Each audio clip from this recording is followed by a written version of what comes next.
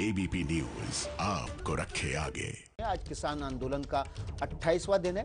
आज सरकार के भेजे प्रस्ताव पर किसानों की सिंघू बॉर्डर पर बैठक है, जिसमें सरकार से बातचीत के प्रस्ताव पर विचार किया जाएगा। इस बीच किसानों ने कृषि कानून के विरोध में अमेरिका और ब्रिटेन से समर्थन मांगा है। किसान संगठनों ने ब्रिटेन के सांसदों से अपील की है कि वो उनके पीएम बोरिस जॉनसन को 26 जनवरी के समारोह में शामिल होने से रोकें। कृषि कानून पर घिर गई सरकार। किसानों को कैसे मनाएगी सरकार?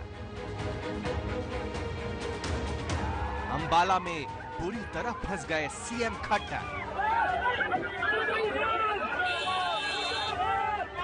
किसान आंदोलन के विरोध में हजारों का हुजूम और विरोध के बीच फंसे ये हैं हरियाणा के सीएम मनोहर लाल खट्टर।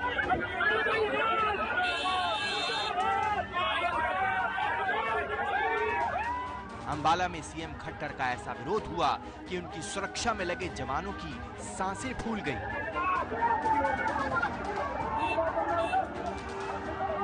आंदोलनकारियों ने सीएम खट्टर की कार को ऐसा घेरा कि सीएम खट्टर अपनी ही कार में कैद हो गए।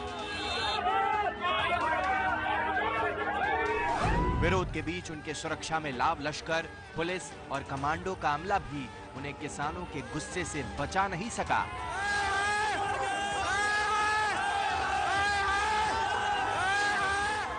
कृषि कानून का विरोध कर रहे आंदोलनकारियों ने सीएम खट्टर को काले झंडे दिखाए, उनके खिलाफ जबरदस्त नारेबाजी की।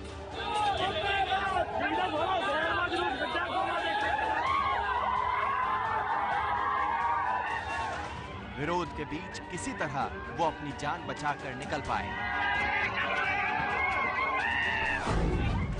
दिल्ली बॉर्डर पर एक तरफ जहां किसान कृषि बिल के विरोध में 28 दिन से डटे हैं, तो विरोध के समर्थन में देश के अलग अलग हिस्सों से आवाजें उठनी शुरू हो गई हैं और इसका असर देश की अर्थव्यवस्था पर दिखना शुरू हो गया है।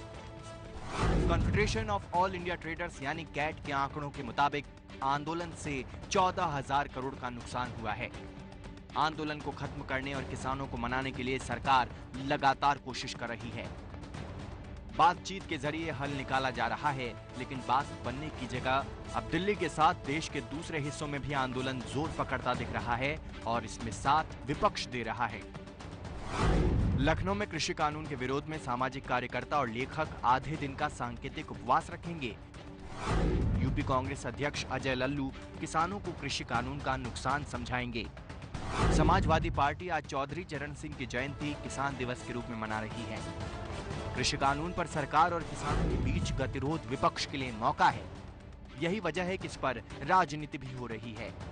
छत्तीसगढ़ के स्वास्थ्य मंत्री टीएस सिंहदेव ने भी आज कानून के विरोध में आंदोलन उपवास का फैसला किया है। हमारे अन्नदाताओं के साथ हो रहे अन्याय के खिलाफ उनके आंदोलन के समर्थन में 23 दिसंबर को मैं एक दिन के उपवास पर बैठ रहा हूं। जो हाथ हमें अन्न देते हैं उनको मोदी सरकार ने ठंड में ठिठुरने के लिए मजबूर कर दिया है। हम सभी को किसानों के साथ हो रहे इस अन्याय के खिलाफ आवाज उठानी चाहिए। किसान कानून के समर्थन में उत्तर से दक्षिण तक विरोध हो रहा है। दिल्ली सरकार के बाद केरल विधानसभा में कृषि कानूनों पर चर्चा के लिए विशेष सत्र बुलाया गया है। उधर सामाजिक कार्यकर्ता अन्ना हजारे ने रालेगण सिद्धि से ऐलान कर दिया है कि सरकार अगर किसानों की मांग नहीं मानती है तो वो भी आंदोलन में शामिल होंगे।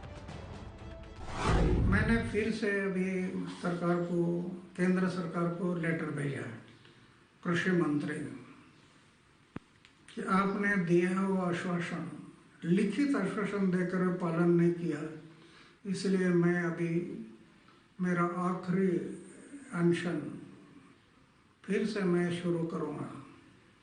कहाँ करना, ये जगह मिलने से दिल्ली में, मुंबई में या मेरे गांव में।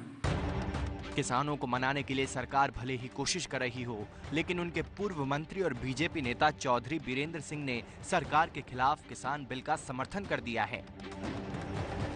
जो आज किसान अपनी मांगों को लेकर बैठे हैं, मेरा नैतिकता के आधार पे और मेरी जो लीगेसी है उसको देखते हुए मेरा किसान के साथ जुड़ना, मैं बेशक राजनीतिक हूं, इसमें कोई दो राय नहीं, और संवाद टूटेगा तो प्रजातंत्र कमजोर होएगा।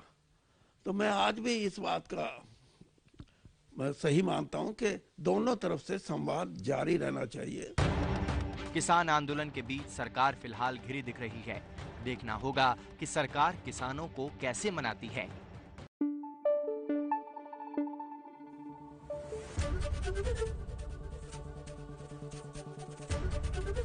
एबीपी न्यूज आपको रखे आगे।